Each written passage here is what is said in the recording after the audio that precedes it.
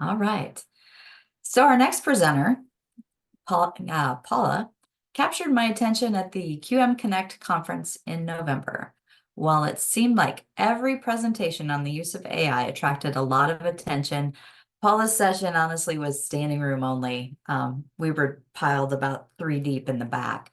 It was one of the best and most engaging sessions I attended at the conference. And Eric Gustafson, who was also at the session, but he got there early enough to get a seat.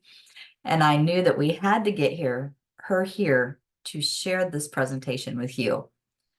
So Paula McDougald has more than 14 years of experience teaching high school math in both face-to-face and online classrooms. And let me tell you, I'm not worthy. That's a hard gig.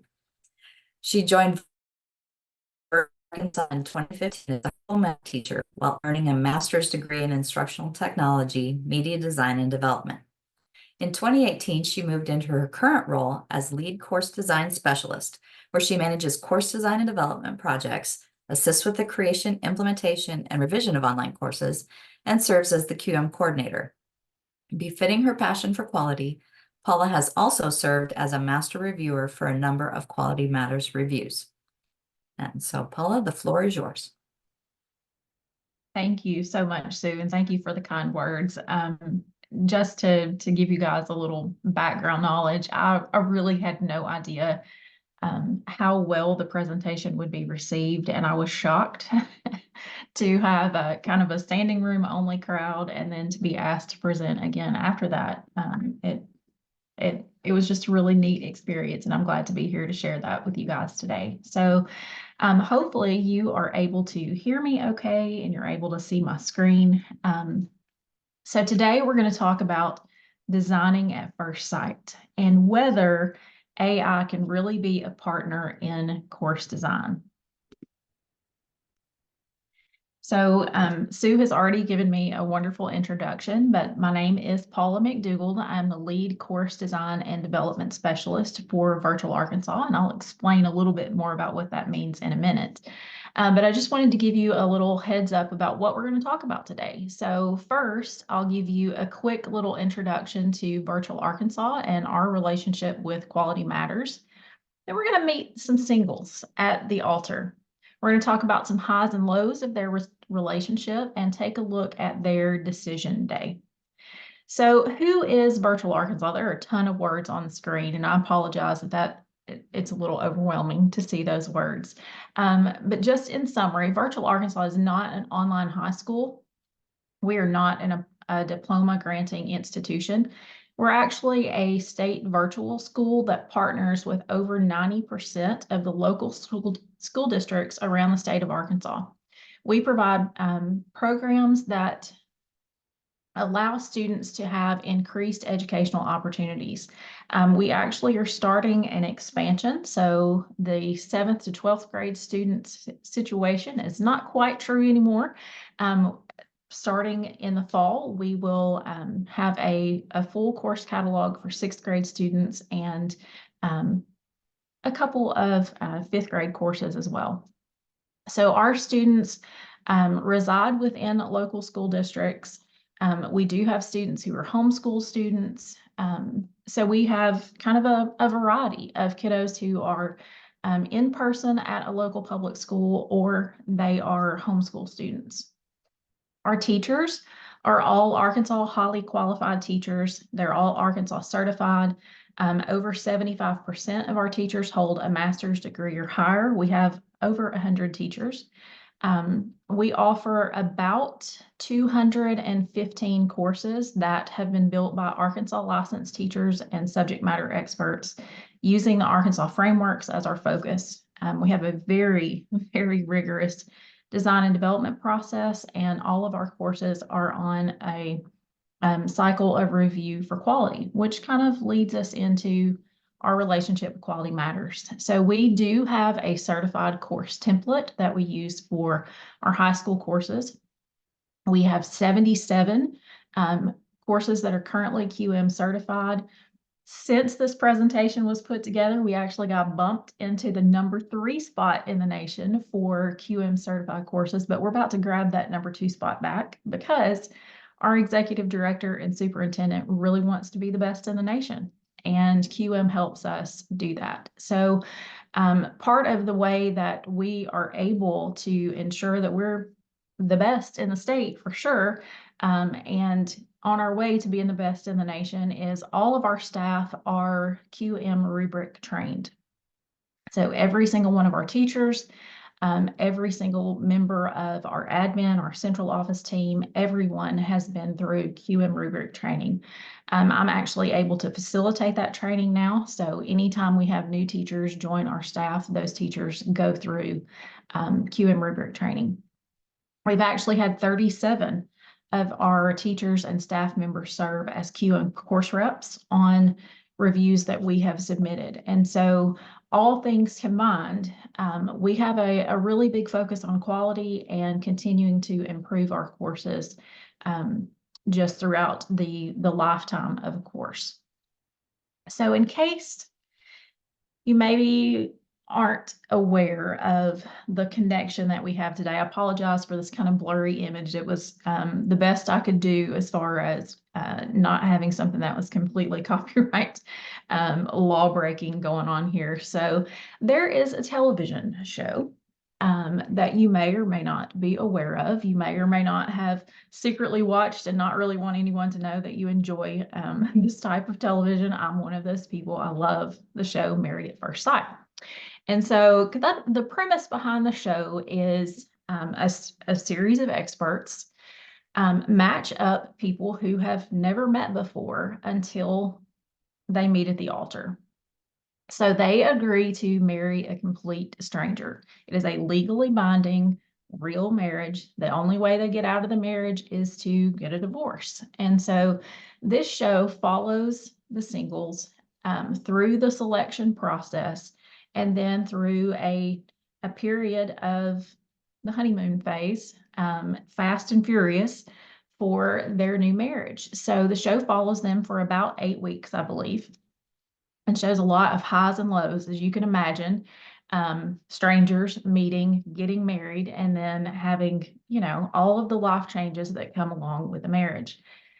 And so when we started to use AI with course design and development, I really thought, this is a marriage of two things that have never met before. So we have an online high school teacher who is brilliant, who is excited to write this new course, who is committing himself to working with this brand new technology. It's kind of like a marriage. This thing is going to be bumpy. It's going to have some highs and lows. This could go really well, or it could really not go well. And so from the start, I thought we're really going to have to pay attention to how this marriage works out. So I want to introduce you to our singles. First, we have our instructional designer. We're going to call him Designer Kyle. So Designer Kyle is online daily. He is a 10-year veteran teacher. He has 3 years working with Virtual Arkansas in our computer science department, and he is seeking an always available virtual design assistant for an online game design and development course for high school students. So everybody meet Designer Kyle. Designer Kyle was matched with ChatGPT-4. At the time of their match, ChatGPT-4 had been in existence for 1 year. ChatGPT-4 had newly gained full access to the internet. ChatGPT was worldwide and internet-based instead of just located in Central Arkansas. And ChatGPT-4 was seeking to provide a human-like image, text, and video-based response based on user prompts. ChatGPT-4 was always ready to chat. So I want to take a second and give both Designer Kyle and ChatGPT-4 a second to kind of tell you how their initial meeting at the altar took place, maybe what their thoughts were. I really should start with explaining how I got started on this. Back at the beginning of last year, they told us, hey, we've got some opportunities for these, some courses we want people to make. And one of them was game design development. And for me, that was like, dangling candy in front of a baby, because I've taught kids before how to make video games and stuff. So I wanted to do that. I wanted to make that course really bad. So I got into the game design process for the game design class, and I started thinking, I've got to find a way to speed this up. I'm writing a lot of this stuff from scratch, completely from scratch. And that's when I kind of got into ChatGPT. I started hearing a lot about it, a lot of buzz, and I started using it in my classes. It's not like, this is not low effort.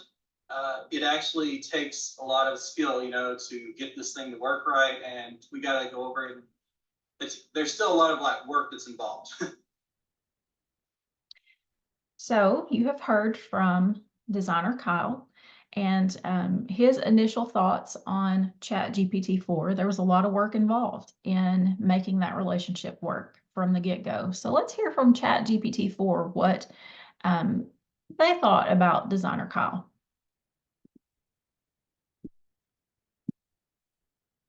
It was a fateful day when I, an AI language model, had the privilege of working with Kyle, a talented and passionate educator, with a vision of creating a game design and development course for high school students.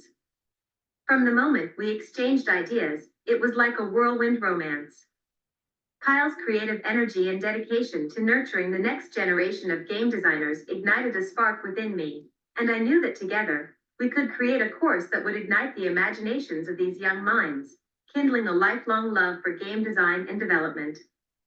In that first meeting, I knew we were going to be designing at first sight. It was an intellectual connection that would lead to an extraordinary educational adventure. So clearly, maybe ChatGPT-4 was a little more excited about meeting designer Kyle than designer Kyle was excited to meet ChatGPT-4 initially. So let's pause for just a second. And similar to what happens with the Married at First Sight television program, let's have a little after party. So a moment to pause after that initial introduction and give you guys a chance to respond. Do you think designer Kyle and his AI assistant will stay together, or do you think they will split up? Feel free to use the chat to respond, or you're welcome to take the mic if you would like to do that and respond.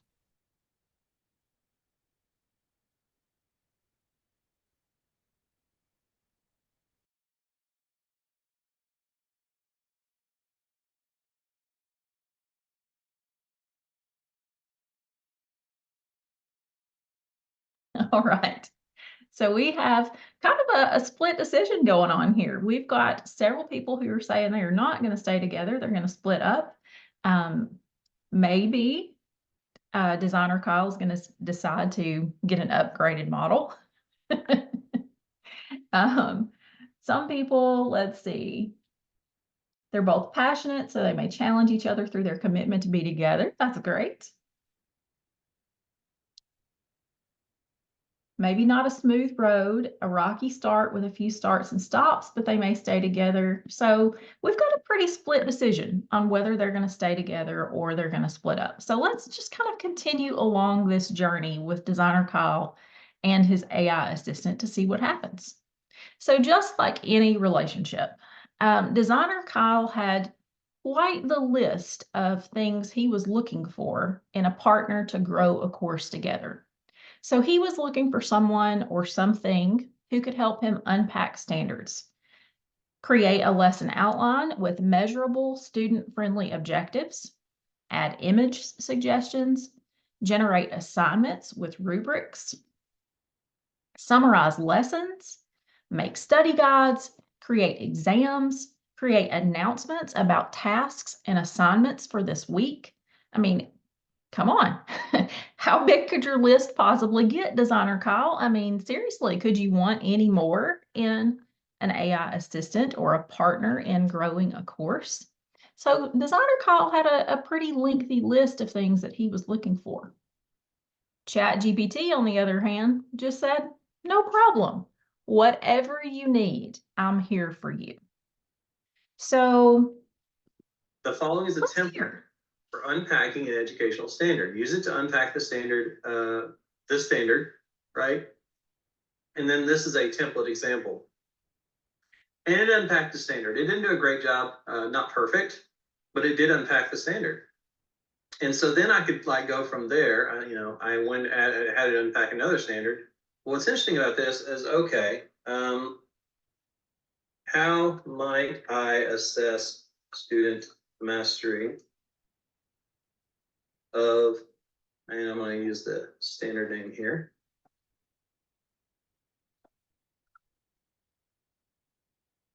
And it can give you some brainstorming ideas. Here's a few ways you could assess the mastery of this standard. Which the standard is classify the types of information that can be stored. Written assignment, you could give ask students classify different information. Programming project, you could assign a student project. Class discussions. And so I could then say, give me an example of a class discussion. Assessment.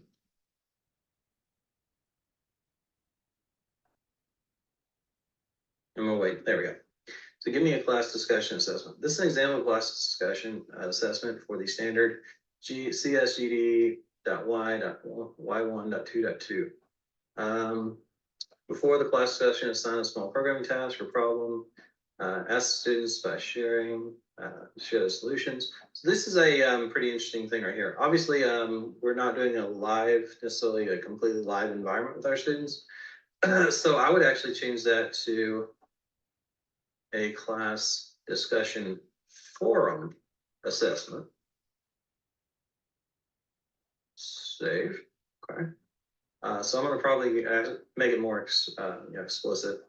Classifying variables to assess students' understanding of different types of information. All right, so this is pretty good. Looking so good. So I'm going to pause Designer Kyle for just a minute and explain what it is that you're seeing him do. So Designer Kyle initially added his standards for the course into ChatGPT-4. And he asked ChatGPT-4 to give him an outline for a course or to provide some ways that he could assess the mastery of students as far as that particular standard was concerned. So what you're seeing here is ways that he could assess. He wanted a discussion forum. I'm actually going to go forward just a little bit and just show you bits and pieces of the progression of what Kyle is demonstrating and how he used ChatGPT-4 to help him with the course. So we'll skip ahead just a little bit and see where he's at next. Criterion to the,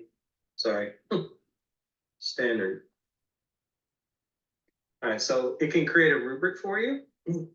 Again, this is not a replacement for you as a teacher, but it is a really good, a really good way to kind of look at things.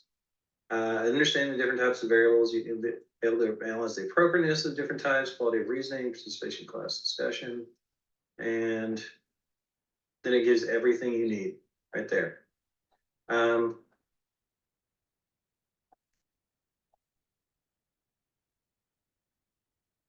And the quality of reasoning and critical thinking skills. Now, here's something else you can do. By the way, you can have it put that rubric, put the rubric in a standard table format. I can say I am writing a course, an online course for that teaches game development and design using Phaser AS and TypeScript.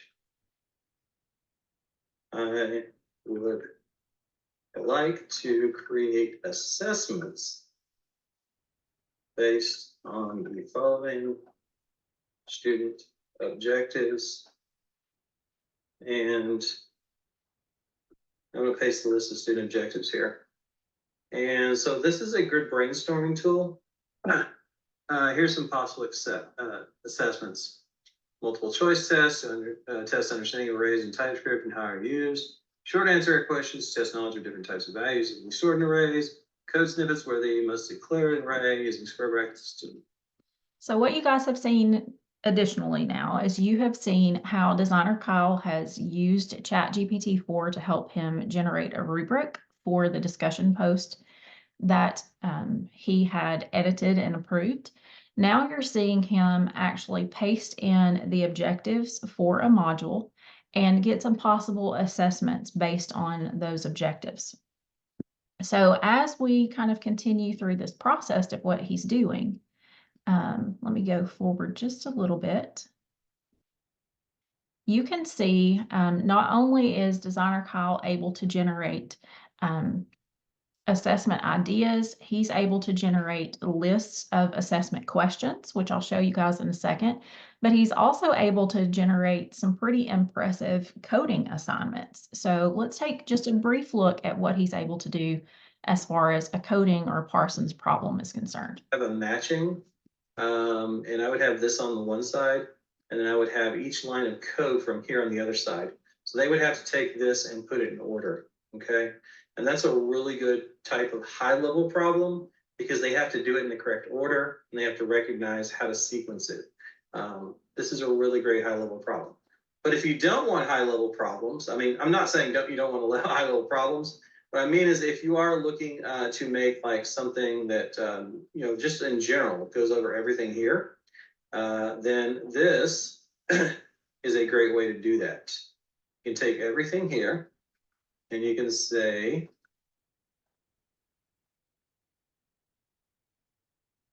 create a multiple choice test based on the following lesson. Make the problems high level and include 4 answer choices. You have to specify that, or sometimes they'll give you 3 answer choices. All right, then I pasted the whole lesson in, and I'm looking at this now, and it's like going to give me a lot of stuff. So I'm going to have to check every question, but as you can imagine, the amount of time it takes to check every question is way less than the amount of time than it takes to write every question from scratch. So let's look at this. What is an array in TypeScript? So again, what you guys have seen Designer Kyle do is he has taken the script that he has written with AI assistance for his course. He has gone through the script for the course that will actually be built out in our learning management system. He has spent a lot of time quality checking and fact checking the script that he has created with AI assistance. Again, Kyle is an experienced online teacher. He has a ton of computer science experience. He's brilliant, if you guys have not picked up on that in just listening to him. But he is using ChatGPT-4 just to literally be a design assistant for him to help him speed up the process. And so not only has he used it to help him with writing student-friendly objectives, unpacking standards, filling in gaps in content where he just needs a little bit of push to speed this process up. He's also using it to help him generate ideas for discussions and ideas for ways to assess students. So in his description, he uses ChatGPT-4 as a brainstorming tool, and then he works from that tool to help him kind of fine-tune and hone what it is that he's doing. He also spends a lot of time really digging into what ChatGPT generates for him to be sure that what ChatGPT generates is correct. So although it does save him some time from a brainstorming standpoint, it's not doing the work for him. His expertise is still very highly utilized through the process, again, to be sure that what he's putting together for students with AI assistance is still high quality and correct. So let's move forward now that we've seen a little bit about the progression of how Kyle uses ChatGPT-4. And let's talk about some of the highs and lows that have been experienced. So some of the high moments, AI allows you to move past those humdrum basics and be more creative, doing things that only the human expert can do. So the time that Kyle has saved in using ChatGPT as his assistant has allowed him to have more time in his workflow to be able to add some of the bells and whistles, to take the course beyond what he would spend so much time researching and putting together and writing on his own, to be able to focus on integrating some really cool things in the course for students in terms of interactive elements and just taking the course above and beyond, again, just a humdrum basic text-based course. Some low moments that he experienced, definitely not all of the output from ChatGPT-4 was good or accurate. So again, that's where his expertise as the subject matter expert is highly, highly, highly important, because he does have to fact check everything that is produced from ChatGPT-4. So along the way, some keys to success that we have learned about this relationship. In any relationship, communication is important. So how you communicate with your AI assistant is vital. The output that you receive is truly based on the input that you give. So we have even learned that sometimes the output is better based on how you talk to your AI assistant. If you let your AI assistant know that the request that you're making is important for your job, you get better output. If you are very specific about what it needs, about what you need, the output that you get is better. So your communication, your ability to enter prompts really makes a difference.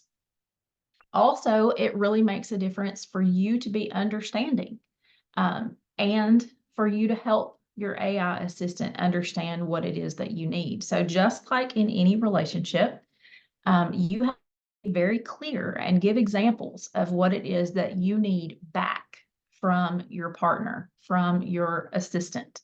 And so that holds true with your AI assistant as well. You have to be sure that your AI assistant understands what it is that you need from them, and sometimes give them examples of what it is that you need, so they're able to really produce and give you the output that it is that you're looking for.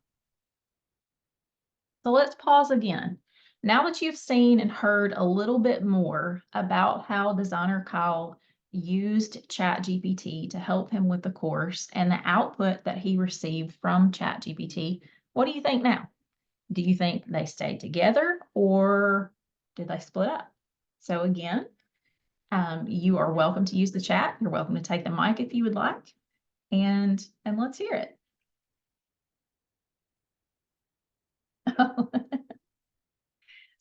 We've got lots of stay togethers. We've got some splitting up because maybe a new or better model comes along. I mean, sometimes, let's be honest, sometimes that happens in relationships. Sometimes they split up because a newer model comes along.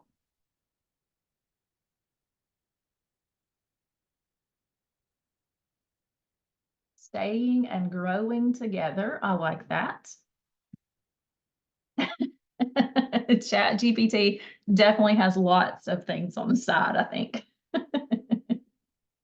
All right, so it sounds like we are feeling a little more confident that maybe they're going to stay together. There may still be some bumps and some growth that needs to happen. So let's talk a little bit more about what actually has happened. Let's hear from designer Kyle and learn whether they stay together or they split up. So let's hear about decision day. The most frequent reaction I got early on when I was using ChatGPT, and this was before it really blew up, was people sort of looked at you as scans, like, aren't you supposed to be writing your course material? Aren't you supposed to be doing that? It feels like maybe you're cheating. No one said that, but that's the impression you sometimes got. And the question is, like, obviously, do I feel like I was cheating? No. I feel like ChatGPT is very good at some very, low level and even mid level tasks, things that I could do, but that would, be time consuming. On the other hand, there are places that ChatGPT still cannot go. In the future, who knows? Maybe we'll be able to get there. But I feel like for me, to be an efficient person, it would be wasteful of my time to spend most of it not relying on this assistant. I don't need to prove to anyone that I can write a basic, paragraph about, some topic in my class. What I did is I used ChatGPT as my assistant, and I allowed ChatGPT to do like a lot of the basic work. And then because I had this time freed up, that allowed me to actually be more creative. I got to go back, and for my class in game development, I actually made some like, little mini games that the students could play with and look at the code. And that's something ChatGPT couldn't do. It was something that only I could do. So my recommendation is rely on these assistants to, break ground, so to speak, allow them to get the first crack at anything. And then you as the human, you go back and you look over the work as you're like your foreman, and these are your workers, right? You go back and you look at your work, and then you add the things that only you as a human being can add: a good sense of humor, creativity, beyond what ChatGPT can achieve, and then you add that human touch. Okay. All right. So hearing from designer Kyle, they stayed together. Designer Kyle has actually continued to use ChatGPT. And in fact, we have broadened our use of AI through Virtual Arkansas. So you see on the screen some ways that Virtual Arkansas course designers and developers use ChatGPT, Gemini, and other AI options to help them through their course design and development process. I did see a question in the chat about Kyle's obligations to cite, reference, or disclose his use of ChatGPT-4 in his course materials. Yes, we do include a very specific citation for any use of AI in our course materials. We have guidelines for how our course designers and developers can use or should not use AI assistants, and they do have very specific requirements for citing that use. So it is full disclosure for Virtual Arkansas for how we use AI. So now that you have seen some ways that AI is used, I wanted you to hear from current designers. So people who are currently working on course projects, not just designer Kyle. So I've got some quotes from a few of our current designers. Craig Myers is one of our social studies instructors who is very, very experienced in course design and development. And he has discovered that using AI helps to speed up the process of planning lessons, curriculum, and other things. It's by no means a replacement for a teacher, but having access to AI is like having your own personal assistant to help speed up the process. AI can be used as a great time saver. So that's something that we see and we hear very often. AI is absolutely not at a place, even though it has exploded and has grown so much in just a very short period of time.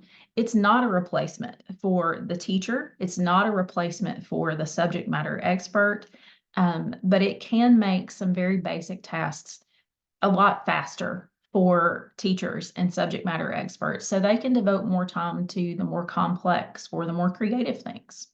So that's from Craig Myers. From Tina Haley, a math instructor, she says, give it a chance. Tina is one of our best instructors. She has the biggest heart, but she is very unsure of herself very often. Like, she does not have a lot of confidence in her own ability. And so she was hesitant to use AI, but once she used it, she realized that AI can help you jumpstart a project by giving you ideas to work from when we're just having trouble getting started, when you're just not feeling real confident about what it is that you're about to undertake. You just need to give it a chance. But again, remember to watch out for inconsistency and bias in the responses. Remember that what you input is going to directly affect the output that you get. And you, as the expert, still have to check what the output is. So that's from Tina. From Erin Gibson, an English language arts instructor, she says, sometimes working smarter means using available tools, and AI is a tool that can generally shave time off of projects to accomplish your goals more effectively. It's like having a super sharp colleague or project partner that can combine your ideas, integrate them with the standards and expectations, and wrap it all up in a nice, neat, pretty package. So again, it's a tool, it's an assistant, it's not a replacement. From one of our principals, Samantha Carpenter says, AI is a tool that allows me to do the old saying, work smarter, not harder. Why spend 20 minutes using my own brain power to come up with catchy titles for presentations when I can put a few keywords and guiding questions into an AI generator? That doesn't mean that I have to use the presentation titles that AI generated. I might, and better yet, I may take one of those suggestions and put my own spin on it, and it's all done in fewer minutes. So again, recurring words that you hear: assistant, tool, save time. I still need to do things myself. So our last after party. Thank you guys for your attention. Thank you for participating. I wanted to give you guys an opportunity to maybe share any ideas or reflections that you may have. Ask any questions that you might want to ask about Virtual Arkansas and our use of AI in course design. So I will pause for just a couple minutes, and you guys use the chat if you have questions, or feel free to take the mic if you would like. I'm going to scroll through the chat and see. We have not had any sort of negative feedback from any of our partners or any of our stakeholders about our use of AI. I think that comes from the fact that we are very transparent about how we use AI. We are very transparent about the fact that our use of AI is definitely not a replacement for subject matter experts or teachers. And we are being very transparent about using student use of AI and teaching them how to use AI as a tool to help them, but not to use AI as a way to plagiarize their work, basically. Full disclosure, Paula, we Yes. used AI to help come up with the title of the conference. Well, there you go. I am absolutely happy to share the presentation with you guys so you're able to see the screen a little better and the output that Kyle was receiving. I do have links to the videos and the audio clips that are included in the presentation at the end, so you can see those on a larger screen yourself or download them, whatever you want to do. I'm happy to share our guidelines for citations. I can actually go back and put that in a slide at the end of the presentation so you guys can see that as well. I will put all of that on our website that we're going to create with the links to the sessions today, the materials. I'll include Paula's email there as well, and Brenda's and Diana's when she's done. We'll try to get all that information to you. Very good. Hi, this is Vi. Do you have a minute? Yes, Or are we absolutely. running over time?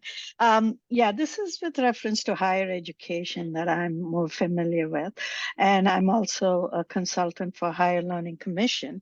And I go to different colleges with a team of people to assess their accreditation process and where they are. And one of the things that most often comes out as problematic is student learning outcomes and how they're assessing it. And most of the time, we find that either the outcomes are not measurable or don't align properly. And so in the end, when it aligns with the institutional outcomes, we don't see a connection. So I feel from what you have shown us, it could even develop into those kind of things where you start at the course level to have meaningful outcomes for our students. But we should never leave focus of what do we want our students to learn that is so important outside for them, for life as well as their careers. And so I got excited when you showed us how learning outcomes can be, generated. Of course, you are the expert, but sometimes we are content experts and not assessment experts. So I think I find this very intriguing from that point of view. And the more we use AI for these kind of things, I guess it'll get better in terms of giving us. So when you use it, be careful about what you ask and what you throw in there, because it'll come back to us. Thank you. Absolutely. Thank you so much for that. Yes, you have to be careful. In terms of the time aspect, I will say that I think one of the biggest time savers that we have experienced is using AI helps us cut down on the amount of time that it takes for us to do research into hunting down sources for things. For example, I spent about 2 hours yesterday looking for a variety of available resources for a topic for a new course that we're working on right now. The course designer reached out to me, let me know that he was having some trouble finding resources to use for a particular topic. So I spent about 2 hours searching for a variety of resources. After the fact, I thought, why didn't I just use ChatGPT to help me just get kind of my thoughts together and to help me brainstorm a little bit to reduce the amount of time that I was going to spend looking for resources. Another thing that's really good about ChatGPT or Gemini or other options that are available now, even though, yes, I do, or any of our course designers do still spend some time in the editing process, we would be spending time editing anyway. If we are looking at a wide variety of resources, say we've got 5 or 6 OER options or Creative Commons options, or we're looking at a variety of different texts for something, we're still going to spend quite a bit of time pulling from different places, putting things together into our own interpretation or our own output, I guess, for the skill or the concept that we're working on. So I think one of the biggest time savers is not necessarily in that editing process, but it's in the vetting process and being able to kind of consolidate material from a lot of different places into just one to look at. And again, subject area expertise is still necessary. You still have to know whether that output is correct or not. But that's going to be very similar to what you would be doing for multiple different resources.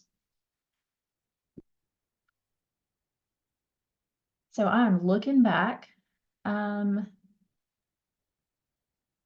There are tons and tons of different resources that are available now that are tutorials for getting started with AI, getting started with prompting, getting started with specific AI tools. So my suggestion for anyone, whether you are a newbie or you've got a bit of experience, is to just get in there and play with it. You can start with free versions.